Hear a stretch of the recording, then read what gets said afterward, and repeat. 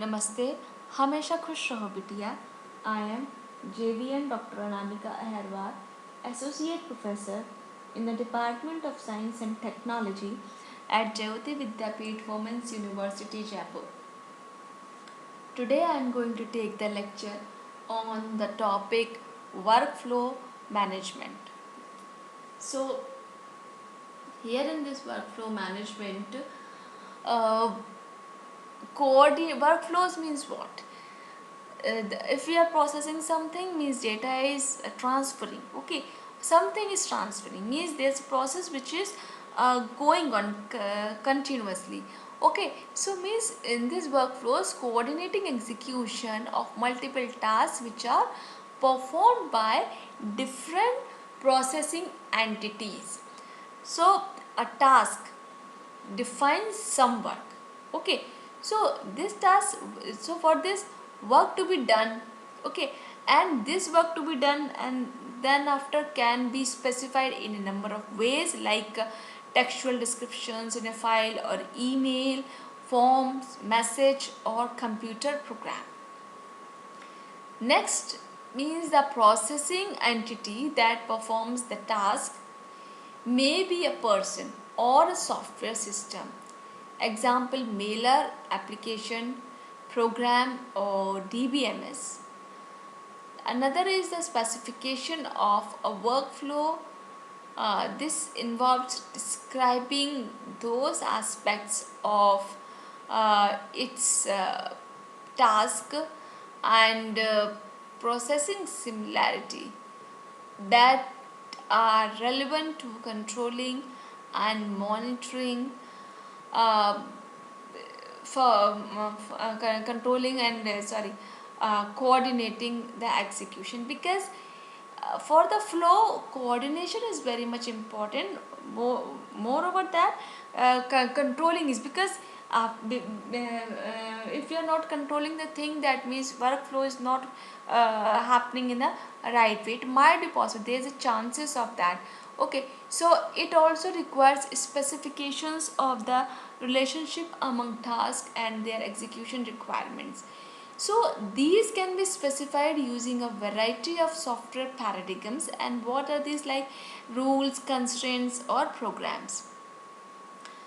The next is the execution of multiple tasks by different processing entities, and this may be controlled by a human coordinator or by a software system called a workflow management system. Okay, so for this is the execution of multiple tasks by different processing entities.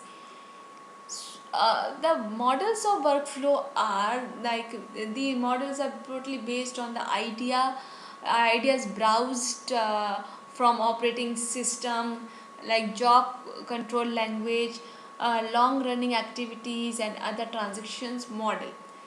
And the specification of workflows are the task specification.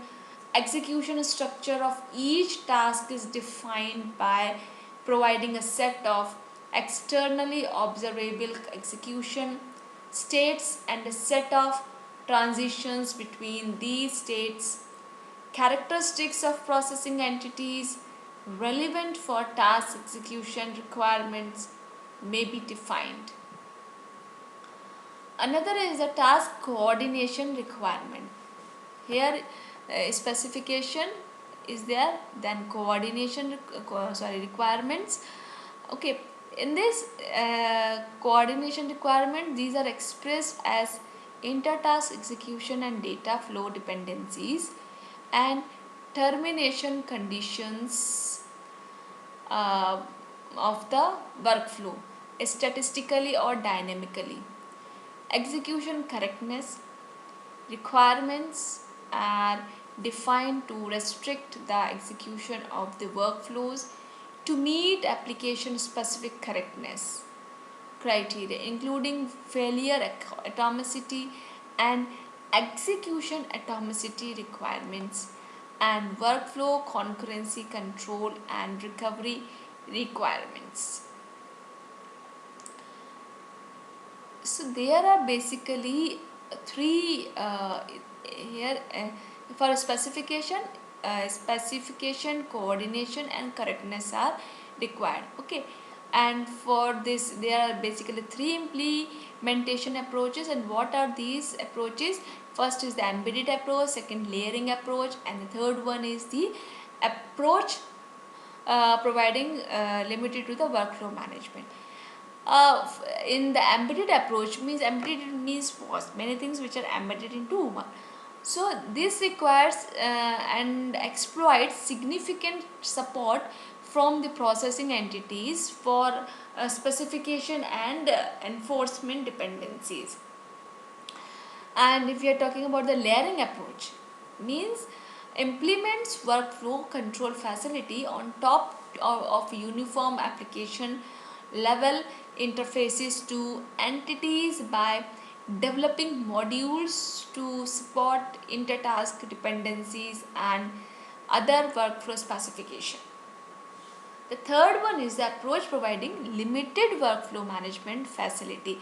Here the work underline limited. Okay, so it means that in an environment consisting of transactions, monitors and event monitoring, or you can say synchronizing facilities, which is similar to approach proposed in Corba. Now here the summary is the flat short transactions are transactions like they are known from traditional DBMS, they do not have any sub transactions, and the traditional DBMS must support the notion of atomic, recoverable and serializable transactions, asset properties. The classical transactions management is not flexible enough for non-standard application domain. Depending on the application domain, some of the asset properties are too restrictive or non-standard DBMS. So therefore the four properties, atomicity, consistency, isolation and durability, are only partial desirable. Okay, so atomicity means owing to long transactions durations, transactions in CAD applications can last day or even weeks. It is not acceptable to undo a complete transactions if a hardware failure or deadlock occurs. Therefore, it must be possible to define additional recovery unit to get specific save points. And the consistency means consistency constraint should not be checked at the end of a transaction. It is necessary to introduce smaller consistency units. Not standard DBMS must check very complex integrity constraints, which requires new mechanism to define and control such integrity constraints. In terms of isolation, in many non-standard applications domain, it is necessary to share data by exchanging uncommitted data. Corresponding protocol should control such exchanges. Now in durability, it should be possible to define the safe points within a long transactions or to divide transactions into sub transactions to provide a partial rollback, undo to avoid the complete rollback, undo if any failure occur during the long transactions. If the super transactions abort, it may be necessary to roll back, undo an already committed sub transactions or to execute a compensating transactions for the specific sub transactions. Next is the synchronization mechanism, which determine crucially the efficiency of the DBMS. There has to be a balance between the necessary effort of a locking technique and its performance.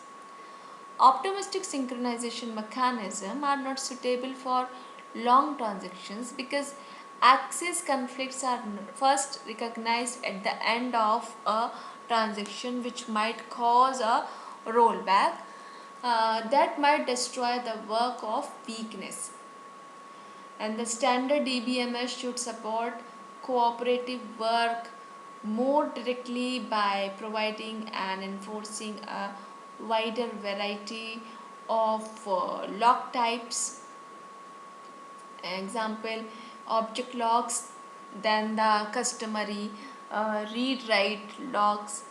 The non-standard DBMS should provide the same level of recovery as conventional DBMS. Non-standard DBMS are often used in client-server environment. Consequently, recovery and logging mechanism have often to solve the same problem as they occur in distributed DBMS. So, some solutions provide extended logging approaches for snapshot refreshing or the distributed two-phase logging protocols.